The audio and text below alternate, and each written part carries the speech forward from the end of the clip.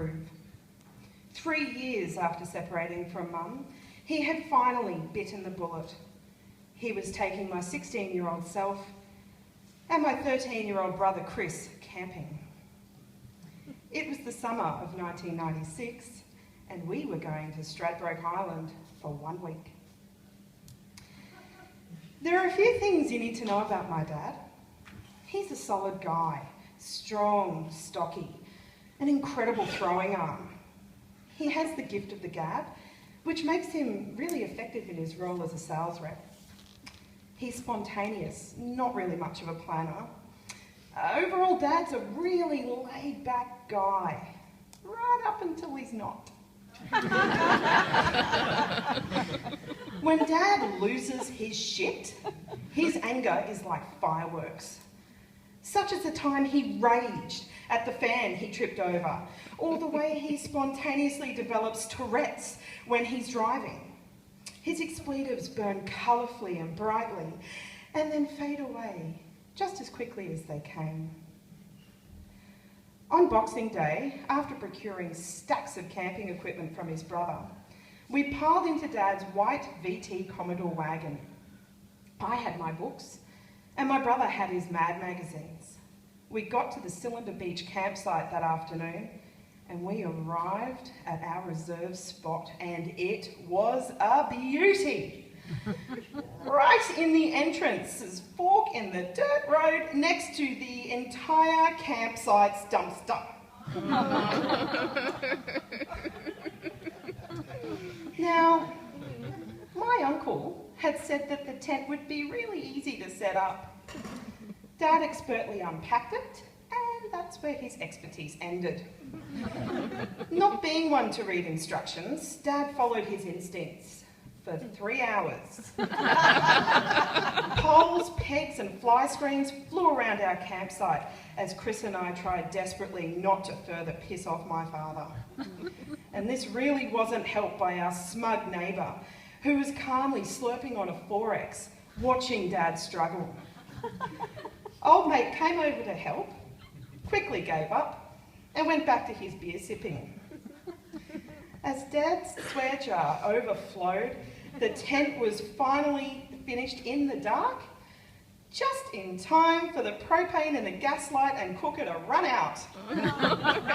We had a bag of chips each for dinner and went to bed. The next morning, the extent to which our sight was a stinker sunk in. As the sun climbed high in the Queensland sky, the bin next door heated up. This drove its acrid aroma of rotting prawn guts, stale hot beer and bin slick right up our nostrils. None of us had slept. Every car that had entered or exited the campsite had to go past our tent, which was inches from our heads. We were covered with dust after leaving the windows open to stir the still and sticky air. The face of Alfred E. Newman stared at us from the cover of Mad magazine in a veil of grime. It was hot. We stank. We were dirty. And we were miserable. Thank fuck we were in paradise.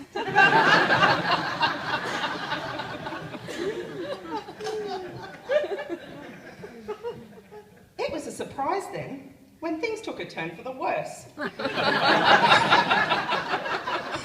When the new neighbours rocked up, a bevy of bogans were moving in across the road. And better still, they were belting back beers like 11 a.m. was a late start. Dad was not impressed.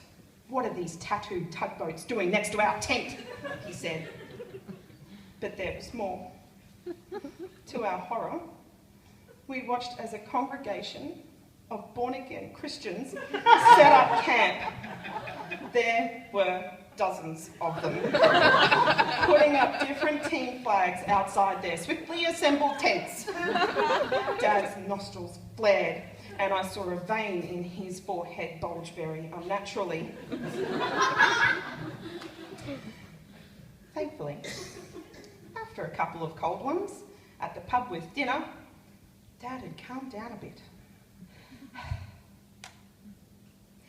told us about the phosphorescence you can see at night on the island's beaches.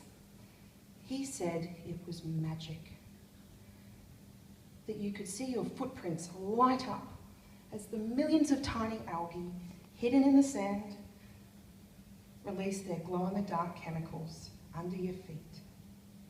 My brother and I were intrigued and desperate to redeem his trip. Dad excitedly led us down to the beach. Now was his chance to introduce his children to the beauty and magnificence of Mother Nature. Instead, as we rounded the corner, we were confronted with a brightly lit, crowded beach volleyball court surrounded by those team flags. Dad exploded. I don't believe this. The happy clappers have floodlit the fucking beach.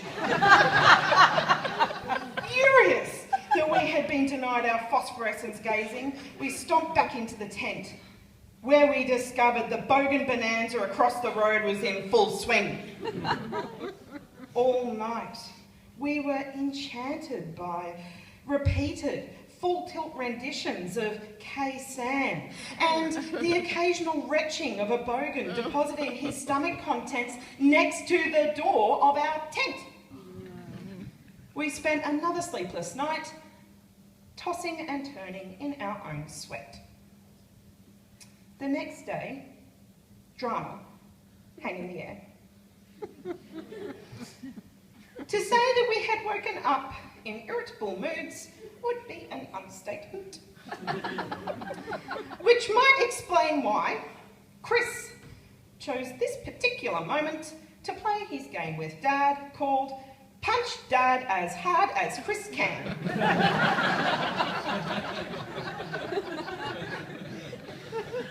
I think Chris may have underestimated the effects of the surging levels of testosterone in his 13-year-old body.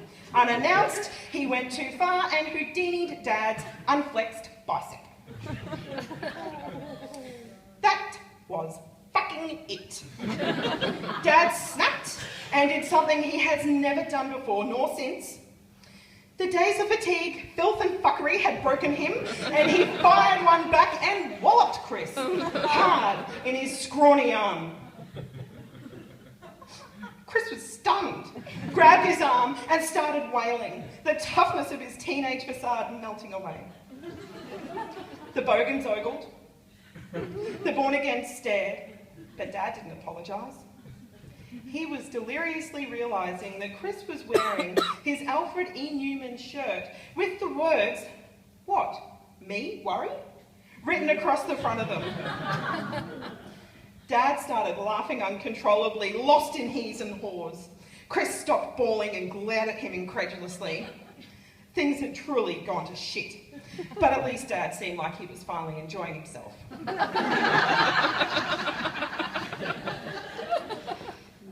As the prospect of spending New Year's Eve at Straddy loomed, we all looked at each other over the ruins of our rancid campsite.